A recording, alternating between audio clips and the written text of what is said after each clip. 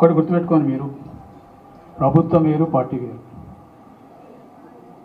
ఎప్పుడైనా కూడా సరే ప్రభుత్వంలో ఎమ్మెల్యేలు అవసరాలు పనిచేయడం ఉంటాయి కాబట్టి జరిగినాయి.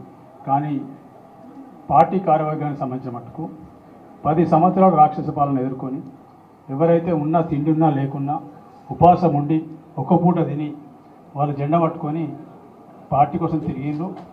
అదేవిధంగా వాళ్ళ పరిస్థితి ఒకరొకరు నా మీదనే వారి కేసులు పెట్టింది. అట్లా జిల్లాలో చాలామంది మీద కేసులు ఉన్నాయి. కేసులు ఉన్నప్పుడు కేసులకు భయపడకుండా మేము చేసుకుంటూ పోయాం. ఇప్పుడు ఏదైతే కార్యవర్గం సరే తప్పకుండా పరిస్థితులు పార్టీ పరిస్థితిని బట్టి చేసుకోవచ్చు.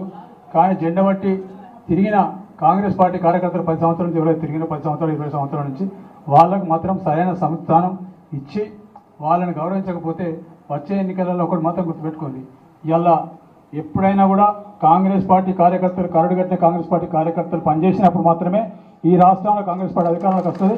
అప్పటి వరకు ఈ రాష్ట్రంలోకి అధికారంలోకి వచ్చే ప్రసక్తే లేదు. అది మొన్నటి కనబడ్డది వాస్తవాలు.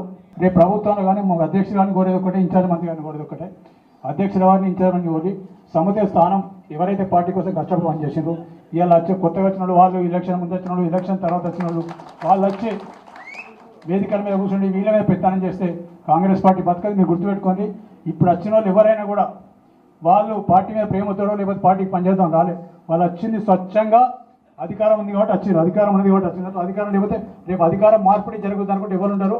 మళ్ళీ మీ ఇంట్లో కాంగ్రెస్ పార్టీ కార్యకర్తలు ఎవరైతే 20-15 సంవత్సరాల నుంచి పనిచేస్తున్నారో వాళ్ళే ఉంటారు, వాళ్ళే పనిచేస్తారు. దాన్ని దృష్టి పెట్టుకొని ఇంకొకటే చెప్తున్నా, పార్టీకి పనిచేసిన వాళ్ళని గౌరవించండి, వాళ్ళను గుర్తించండి, వాళ్ళకు వాళ్ళకు సరైన అవకాశాలు ఇవ్వండి. నామినేటెడ్ పదవులు కానీ లేకపోతే పార్టీ పదవులు కానీ అవకాశం ఇవ్వండి.